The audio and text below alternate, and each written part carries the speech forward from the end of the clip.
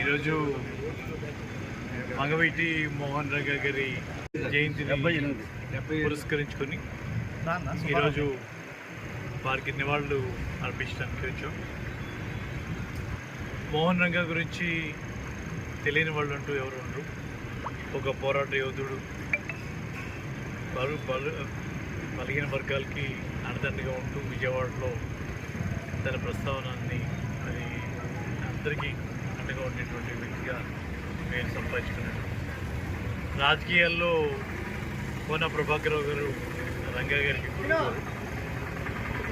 ఆ రోజు కాంగ్రెస్ పార్టీలోకి మోహన్ రంగాన్ని మరి ఆహ్వానించి అక్కడ నుండి తెలుగుదేశాన్ని ఎదుర్కోవటంలో మరి ఆ రోజు కోన ప్రభాకరరావు గారు పిసిసి ప్రెసిడెంట్గా ఆ ఇనిషియేటివ్ ఆ రోజు తీసుకున్నారు. ఎన్నో సందర్భాల్లో మరి వారిని కలవటం జరిగింది. మనిషి చిన్నగా ఉన్న గుండెకాయ చాలా పెద్దది.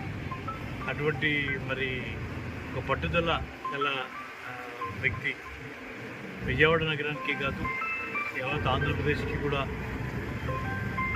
బలహీన వర్గాల పక్షాన నిలబడి, బలహీన వెంట నిలబడి ఆ రోజు ఎంతోమంది ఆటో తోలుకునేటువంటి కార్మికుల దగ్గర నుంచి అందరికీ జరిగేటువంటి అన్యాయాల మీద ఆయన అనేక పోరాటాలు చేసి అందరికీ తల్లో నాలుగుగా, అందరికీ ఆదర్శప్రాయుడిగా మరి ఆయన జీవితం చాలా కొద్ది కాలమైనా మరి ఆ రోజు ఆ స్ఫూర్తి ఈరోజు కూడా మనం జ్ఞాపకం ఉంచుకోవాలి. ప్రతి ఒక్కరం ఉన్నవాడు లేనివాడికి సహాయపడాలి.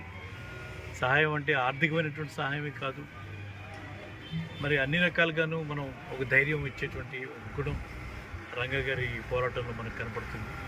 మరి అటువంటి యోధుడిని ఈరోజు మనం తలుచుకోవటం, ఆయన జయంతిని పురస్కరించుకొని ఇక్కడ 4 మాటల వారి గురించి మాట్లాడుకోవటం అదృష్టంగా భావిస్తూ, మరి ఈరోజు అల్లూరి సీతారామరాజు గారి జయంతి, పెంగెల్లి వెంకయ్య గారి వర్ధంతి, మరి అలాగే రోసయ్య గారు మాజీ ముఖ్యమంత్రి గారు రోసయ్య గారి ఆయన జయంతి, ఇలా ఎంతో ప్రముఖులు ఇవాళ ఈరోజు చాలా